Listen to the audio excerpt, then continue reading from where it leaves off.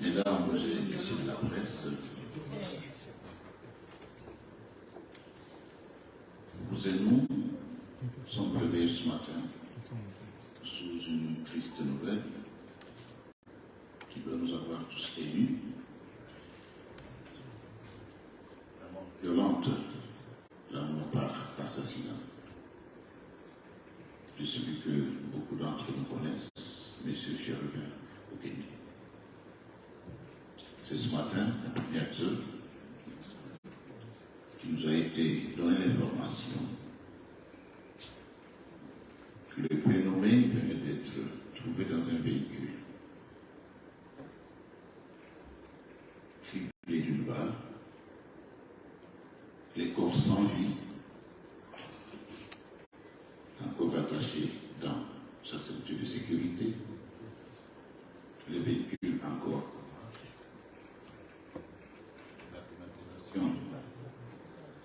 La climatisation en marche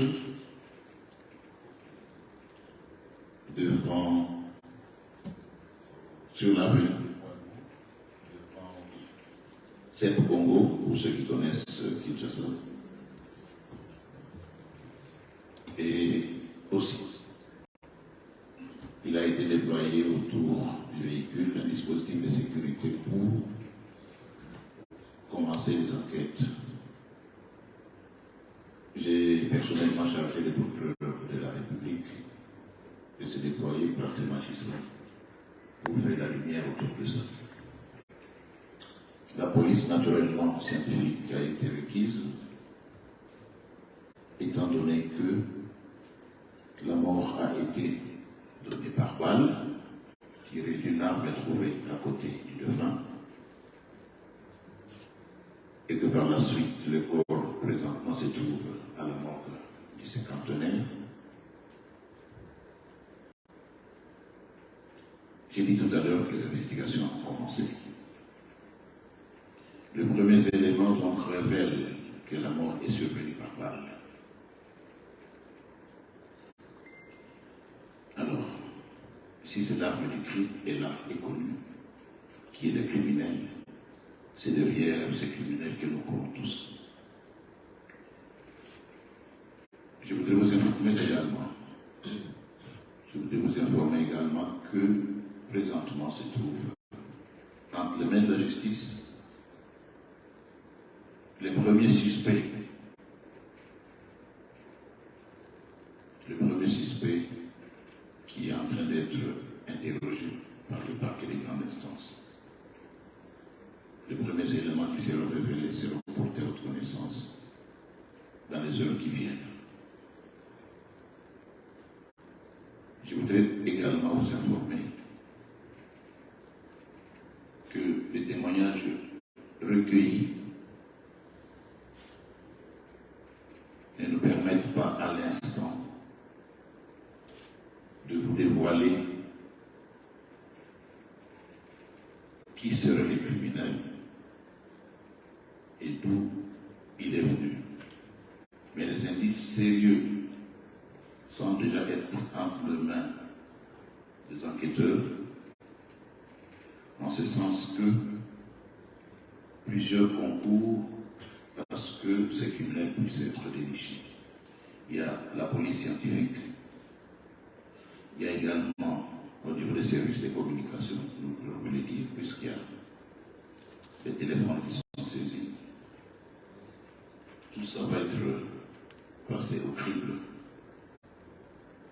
pour que nous puissions avoir au finish les résultats escomptés, à savoir la découverte de la vérité. Et je ne voudrais pas le dire, mais vous imaginez que ces criminels-là, une fois dénichés, sera absolument déféré devant l'instance de jugement. Je voudrais lever inéquivoque, ou plutôt mettre fin à certaines supputations. Les réseaux sociaux, nous les connaissons, sont ceux qui souvent vont en sens divers il y a peu de temps, je peux vous le rappeler, j'avais fait un communiqué de presse pour contredire une information qui avait été relayée autour d'un certain Diego. Ici aussi, déjà dans les réseaux, les gens parlent, donnent des informations, je ne dis pas que nous les négligeons, mais nous voudrions alors attirer l'attention de celui, au lieu d'aller à la presse, au lieu d'aller, je ne sais pas où, détiendrait une information de nature à nous permettre à orienter nos enquêtes, de venir nous trouver. Je crois que nos offices sont bien connus. Ces informations devront parvenir en priorité pour nous permettre de vite évoluer dans les investigations entreprises. De commencer à les donner de manière anonyme. Et là, j'attire l'attention parce que l'office du ministère public que je dirige sera impitoyable envers les personnes qui propagent les faux bruits de nature à sauver les populations.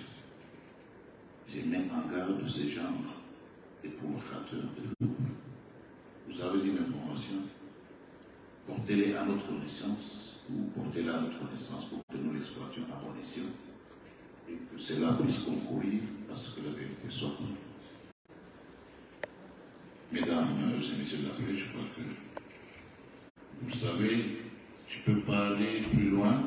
Le système dans notre code de procédure pénale étant inquisitorial, donc secrète. J'ai juste voulu vous dire que la justice s'est saisie du dossier. Nous sommes sur les traces, nous sommes en train d'évoluer et nous ferons le devoir, si pas dans cette salle, dans d'autres circonstances, mais certainement à l'avenir, de vous donner certainement l'évolution des enquêtes ainsi d'entreprises. Pratiquement toutes ces questions se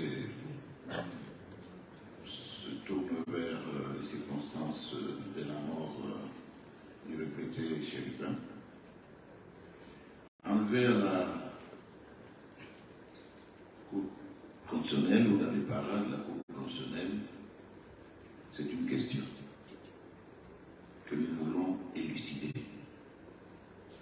Nous le disons parce que, comme je l'ai dit tout à l'heure, s'il y a des réseaux, des services de renseignement qui le disent, je pense que ce que vous nous rapportez vient des réseaux sociaux. Les réseaux sociaux attribuent à ces services de renseignement. Ce sont des, je ne dis pas des supputations, ce sont des informations que nous devons vérifier.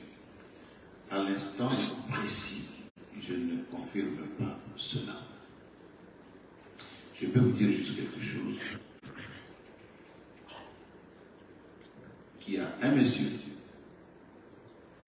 proche du défunt qui est venu ici hier dans l'après-midi pour déposer, d'abord l'après-midi à 11h,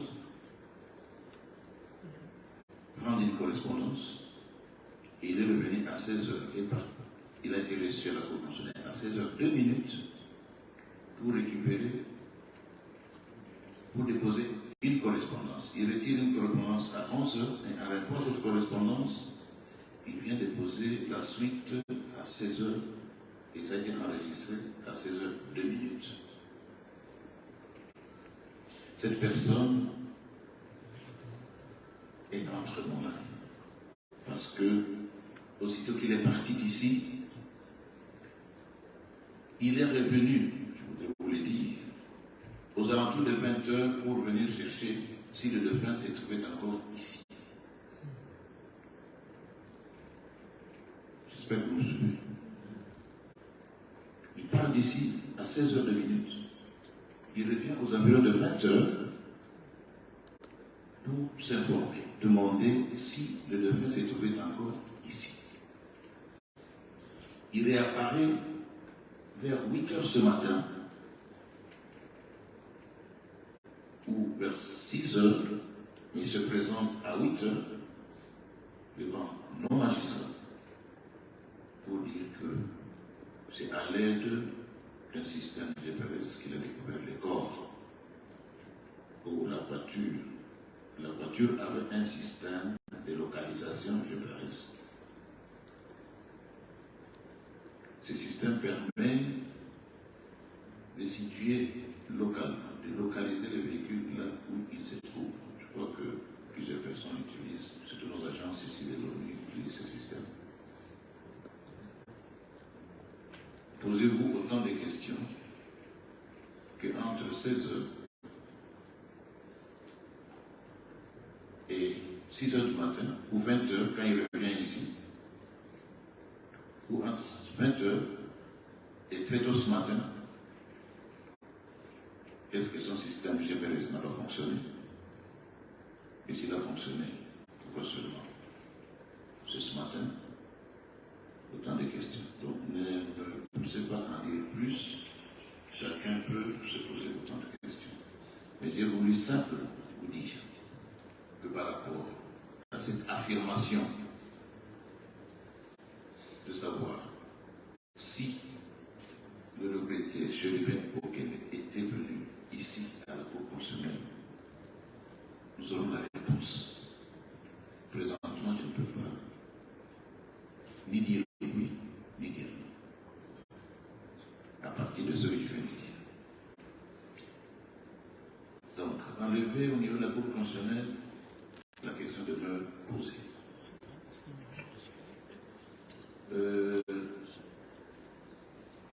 La personne suspecte, naturellement, vous avez deviné qu'il s'agit de ce monsieur qui devrait nous donner autant d'informations. Monsieur, vous voulez connaître la position?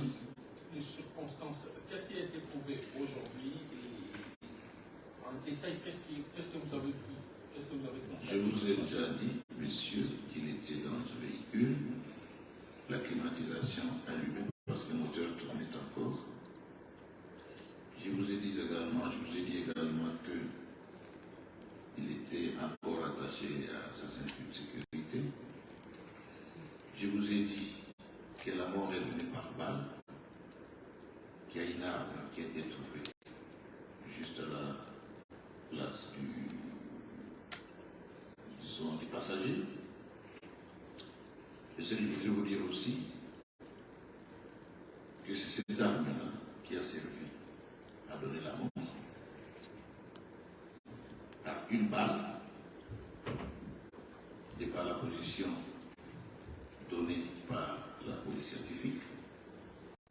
Cette mort donnée par balle, tous ces détails vont être confirmés par la police scientifique. Et ça, c'est quand on regarde sur les informations qu'on vous donne. Je crois que nous avons déjà donné autant d'informations.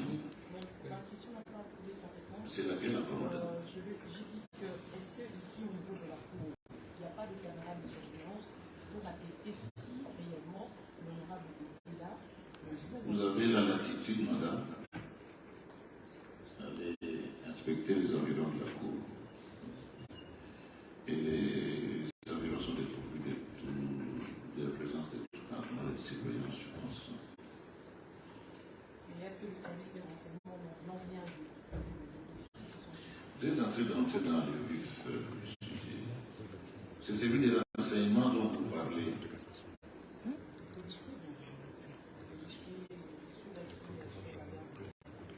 Mais justement, c'est-à-dire quoi? J'ai dit, la question reste posée, celle de savoir si l'infortuné, le regretté Chérifin, est arrivé ici. S'il était arrivé ici, et que nous avons cette certitude, je vous l'aurais dit, cela veut dire quoi? Que les investigations sont là pour aboutir, avoir la réponse claire et nette. Ça veut dire quoi? Que la personne qui dit l'avoir vu ici, toute personne, toute personne qui aurait vu ou qui aurait une information certifiant la présence du défunt dans les environs ou ici devant la Cour constitutionnelle est invité à pouvoir venir nous donner cette information. Nous allons l'exploiter et pouvoir faire aboutir les investigations entreprises. Donc je crois que quand on parle des services de renseignement, ce sont les réseaux qui les disent. Interrogez-les. Confirmez-moi que tel monsieur de tel service vous a confirmé ceci ou cela. Nous allons pouvoir exploiter l'information. Oui. Petite question. Vous regardez seulement par là. Africa Plus, oui. Je suis déjà assez bon. J'en ai compté. Oui, allez-y, monsieur. Vous regardez par là seulement. Une autre préoccupation. Allez-y rapidement. Une autre préoccupation des gens, pourquoi ne faites-vous pas du juge qui l'a provoqué? Pourquoi ne faites-vous pas du juge qui l'a invité ici d'un autre sujet? Parce que les gens considèrent que le juge qui l'a invité ici l'aurait piégé. Pourquoi ne faites-vous pas de ce juge-là un renseignement? Je voudrais vous dire ceci. Et vous n'allez pas m'apprendre le travail que, bon, je ne vais pas aller dans les critiques ou dans les controverses. Pour vous donner toute l'information, parce que là, je crois qu'il n'y a pas de souci. Monsieur Boufeux, Chérifien Okende, était déjà en pourparlers avec un juge pour qu'il puisse se rencontrer, donner quelques renseignements par rapport à ce qui lui était demandé. Ils se sont appelés. Ils ont communiqué par des messages. Et à un moment, ils se sont trouvés. Ils devaient se voir. Le jeudi, un monsieur, celui-là, est venu récupérer la lettre d'invitation. Et le même monsieur est revenu pour déposer la réponse de feu Chérubin. Et vous voulez qu'à ce stade, nous puissions confirmer quelque chose. C'est l'information que je vous ai donnée. N'est-ce pas? Donc, toutes les pistes sont exploitées. Si monsieur ou le feu est arrivé, pourquoi ne serait-il pas monté? Si monsieur qui a amené le téléphone, ou plutôt qui a récupéré la réponse à 16 heures, quel a été son comportement? Il a retrouvé la type en bas. Il a dit qu'il est venu avec lui. Qu'est-ce qui s'est passé? Donne le temps. Je crois que le travail est en train de se faire. Je crois que je vous donne rendez-vous dans quelques jours pour donner plus de précision. Rien ne sera négligé. La parole à monsieur le président du CESAM. Je crois que je voudrais juste vous inviter à ne pas voir. Déjà par ce genre de questions, on sent une certaine précipitation derrière. Et ça, c'est pas bon d'avoir des a priorismes. J'appelle ça des a priorismes. Je voudrais être très objectif avec vous et ne pas me limiter à répondre à ce genre de questions. Je peux confirmer que l'invitation était là. Et c'est normal, il n'y a rien de mal à l'invitation.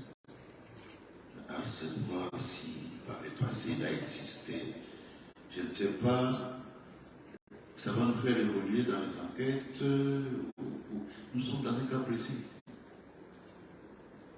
C'est ma réponse. Et là, moi j'ai fini.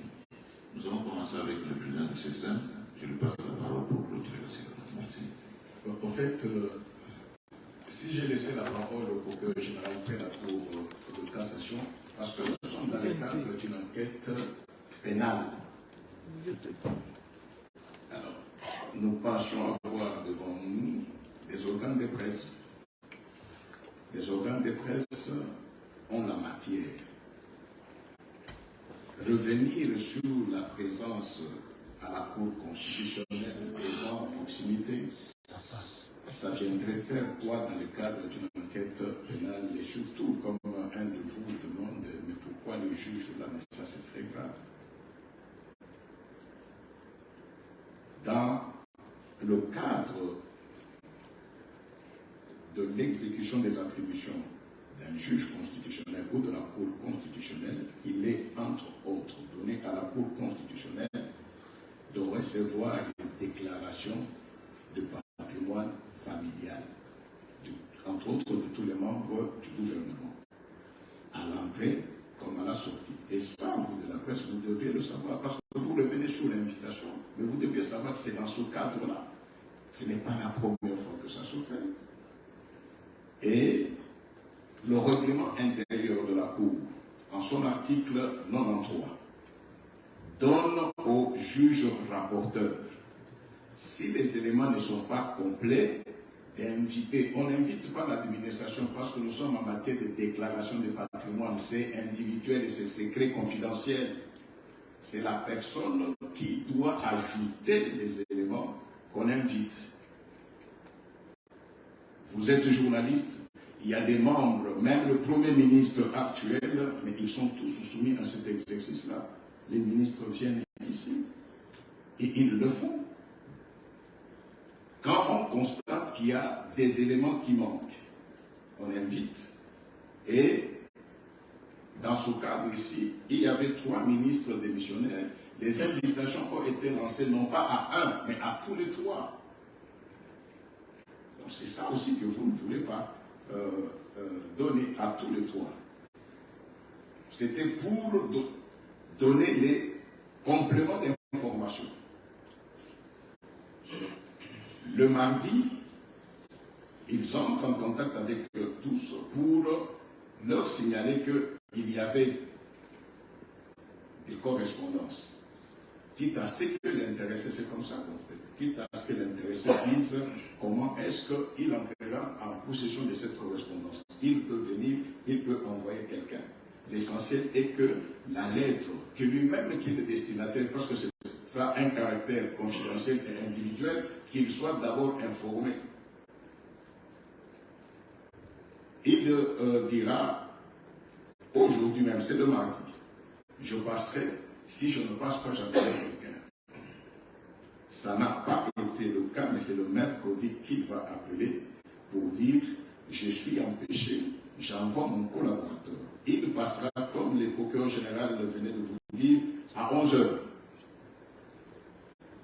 Et il a accusé réception en mettant son nom et son numéro de téléphone.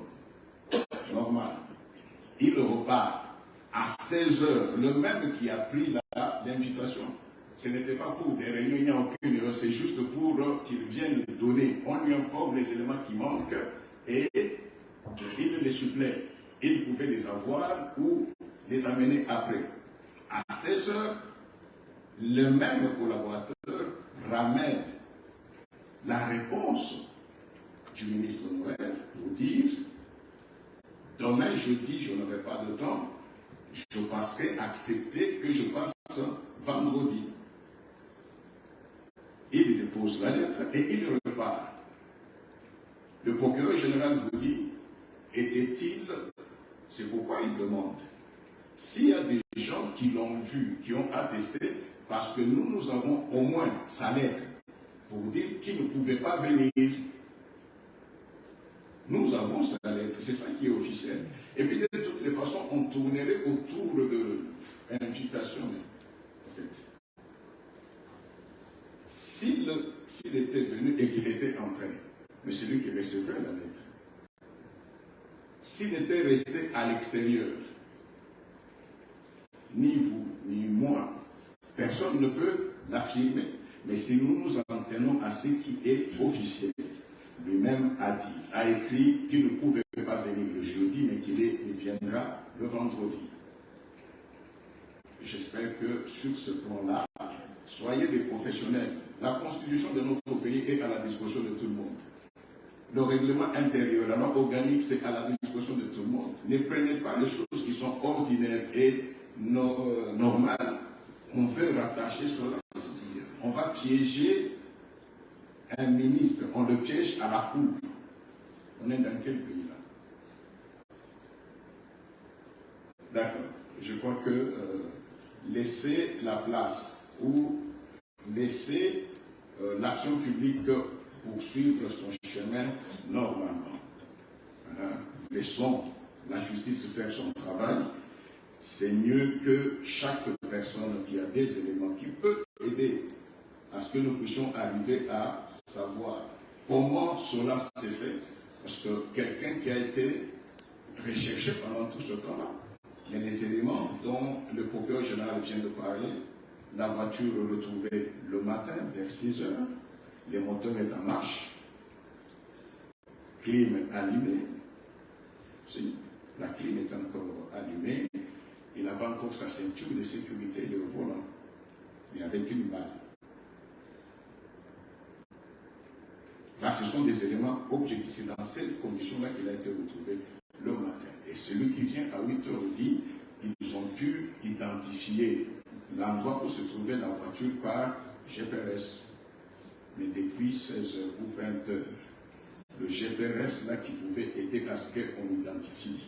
Pourquoi on pouvait aller le chercher à 20h, un monsieur est venu ici. C'est la seule information dont dispose la sécurité de la cour. Un monsieur est venu à 20h pour demander si tel monsieur n'était pas passé ici. Alors les autres lui ont dit, mais ici, à quel titre et quand est-ce qu'il devait passer ici? Voilà les informations telles qu'elles ont été données de façon objective.